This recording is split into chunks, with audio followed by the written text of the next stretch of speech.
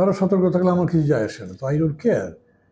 আমি এমন কিছু করিনি যাতে তাদের সিকিউরিটির প্রবলেম হতে পারে। তারা হয়তো যদি সিকিউরিটি চিন্তা করে বকতেই থাকে, বকতে থাকবে।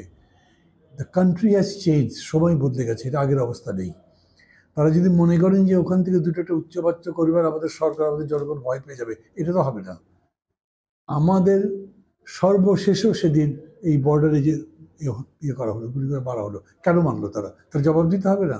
সে প্রশ্ন তো আমরা চাইবই। এতগুলো বছর ধরে যাচ্ছে তাইভাবে সীমান্তে তারা আমাদের মানুষ হত্যা করেছে। আমরা তাদের কয়টা লোক হত্যা করেছি? তারা সেটা বলে, তাদের বললেই বলবে গরু চুরি করে, বাংলা এগুলো করে, এগুলো বলে লাভ নেই। আর যে সতর্কতার অবস্থার কথা বলেছেন, নিজের দেশের সার্বভৌমত্বের জন্য তারা সবসময় সতর্ক থাকতে পারেন, ওইটা কিছু যায় আসে না। কিন্তু যদি ওই যে বলেছেন, মানে কোনো ইউক্রেন বা ইয়ের পরিস্থিতি, তার যুদ্ধ প্রস্তুতি তো নিতে হবে না। এরা যদি থ্রেট করার জন্য করে থাকেন, তাহলে আমি খুব বিনীতভাবে বলবো তাদের সাথে আমরা বন্ধুত্বপূর্ণ সম্পর্ক চাই, কিন্তু থ্রেটের কাছে মাথা নত করবার জাতি বাঙালি কখনোই না। এই কথাটা যদি একটু ভেবে, যে ফেলানি থেকে শুরু করে রত্না দাস পর্যন্ত এই যে সীমান্ত হত্যাকাণ্ড, এটা আসলে আমাদের বন্ধ করার জন্য আসলে এখন অনেকেই মনে করতেছিল যে ডক্টর ইউনূস আসার পরে হয়তো বা এই জিনিসটা আর দেখবো না, কিন্তু গত 2 দিন আগেও আবার সেই ঘটনাটা ঘটলো। না, এরকম কে মনে করেছে তা আমি জানি না। ডক্টর ইউনূস আসলে যে সীমান্ত হত্যা বন্ধ হয়ে যাবে তা কেন?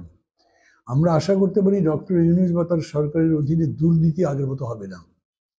মিথ্যাচার, স্বজনপ্রিয়তা, ঘুষ, লুটপাট, এগুলো হবে না, বা হচ্ছে না, এটা ঠিক। কিন্তু আমাদের প্রতিবেশী কীরকম ব্যবহার করবে সেটা কিন্তু এটার উপরে নির্ভর করে না। একটা জিনিস আছে, সেটা হচ্ছে যে আমরা এখন নির্ভর করতে পারছি, আগের সরকার যেরকম নতজানু ছিল, এই সরকার নতজানু হবে না। এই সময়ের মধ্যে তাদের আচার উচ্চারণ থেকেও এটা মনে হয়েছে। আমি মনে করি যে এই পার্থক্যটুকু হয়েছে, এবং এইটুকু স্বীকার করেই ভারত আমাদের সাথে সম্পর্ক স্থাপন করতে হবে। তারা আগের মতো করে সম্পর্ক স্থাপন করতে পারবে না। তারা কি আসলে ডক্টর ইউনূসকে কোনো মানে মানে ভয়ভীতি রকম, বা ডক্টর ইউনূসকে কোনো তারা কোনো রকম একটা মানে সংকটপূর্ণ অবস্থার ভিতরে আছে, যার জন্য তারা আসলে উল্টাপাল্টা কথা বলতেছে বা এই যে এরকম স্টেটমেন্ট দিচ্ছে বর্তমানে? তারা মনে করে ডক্টর ইউনূস সংকটপূর্ণ অবস্থায় আছেন? আমি মনে করলে আবার বলি, মনে করতে থাকুক, আমার কি আসে যায়? ডক্টর ইউনূস এরকম কোনো সংকটের মধ্যে, বা তার সরকার তো এরকম সংকটের মধ্যে নাই। যেটা আছে সেটা হচ্ছে একটা রাজনীতিবিহীন সরকার। তাদেরকে প্রশাসন সাজাতে হচ্ছে, সব ধরনের প্রশাসন, যে প্রশাসন তারা চেনেন না, হয়তো এটা পারছে না। আন্দোলনের মধ্যে, আন্দোলনের আগের কতগুলো বছর ধরে সরকার পুলিশ বাহিনীকে দলীয়করণ করবার মধ্যে দিয়ে যে নিষ্ঠুরতা, নৃশংসতা, বর্বরতার ইতিহাস তৈরি করেছে, মানুষ তার বিরুদ্ধে বিক্ষুব্ধ হয়েছে। এখন পুলিশ জনগণকে ভয় পায়।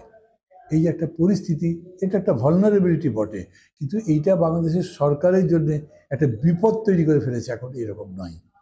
এরকম কথা শোনা গেছে, এটা কাউন্টার কু করার জন্য, প্রতিবিপ্লব ঘটাবার জন্য কিছু কিছু চেষ্টা হয়েছে, কিন্তু একটা তো সফল হয়নি, সফল হবেই না। ওনারা বলে থাকলে বোকার স্বর্গে বাস করছেন, একেবারেই বোকার স্বর্গে বাস করছেন। ওই বাংলাদেশ এখন নেই।